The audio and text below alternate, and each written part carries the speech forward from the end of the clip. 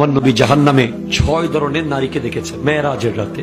আমার নবীজি এসে প্রচন্ড কান্না করেছেন হযরতে ফাতেমাতুজ জাহরার ঘরে। বলে ইয়া রাসূলুল্লাহ, আপনি এত কান্না করেন কেন? বলে আমি 6 ধরনের নারী জাহান্নামে দেখেছি। একটা হলো যাদের চুলের মধ্যে লটকিয়ে রাখা হয়েছে, নাউজুবিল্লাহ। 2, যাদেরকে জিহ্বার মধ্যে লটকিয়ে রাখা হয়েছে। 3, যাদেরকে হাত পা বেঁধে সাপ আর বিচ্ছু ছেড়ে দেওয়া হয়েছে। 4, যাদের মাথা হয়ে গেছে কুকুরের মতো, গা হয়ে গেছে গাধার মতো। 5, যাদেরকে নিজের বুকের দুধ তথা স্তনের মধ্যে লটকিয়ে রাখা হয়েছে। 6, যাদের মুখ দিয়ে আর শরীরের বিভিন্ন অঙ্গ দিয়ে আগুন বের হচ্ছে। জিজ্ঞেস করা হলো এরা কেমনে কেমনে শাস্তিগুলো কেন পাচ্ছে? যাদের মাথার চুলে লটকিয়ে রাখা হয়েছে তারা হলো ওই নারী যারা পর পুরুষকে চুল দেখায়।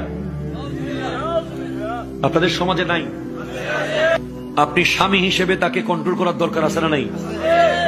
যে সমস্ত নারীর চুল কোনো বেগানা পুরুষ দেখবে, ওদেরকে কিয়ামতের মাঠে জাহান্নামে চুলের মধ্যে লটকিয়ে রাখা হবে।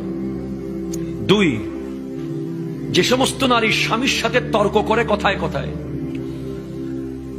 বাক বিতান্ডে জড়িয়ে যায়, কথায় কথায় জবাব দেয়, স্বামীর মনে আঘাত দেয়, তাদের জিহ্বার মধ্যে লটকিয়ে রাখা হবে।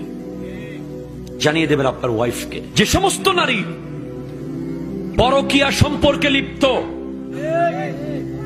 এবং বিয়ের আগে বিবাহ বহির্ভূত প্রেমে লিপ্ত, এ সমস্ত নারীদের বুকের দুধের স্তরের মধ্যে প্যারাক মেরে লটকিয়ে রাখা হবে জাহান্নামে, নাউজুবিল্লাহ।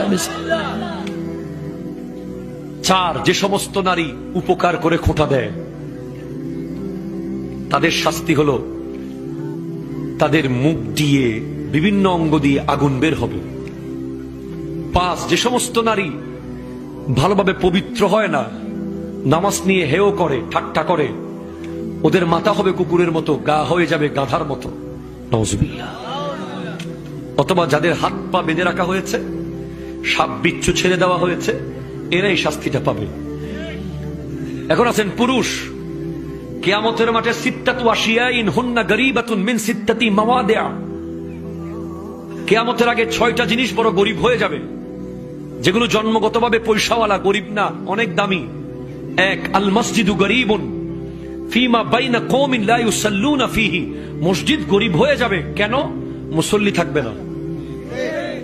ওয়াল কুরআনু গরীবুন ফি মানজিলি কওমিন লা ইউকরাউনা ফিহি। কোরআন গরিব হয়ে যাবে, ঘরের আলমারিতে কোরআন কেউ পড়ে না। ওয়াস সুহুফু গরীবুন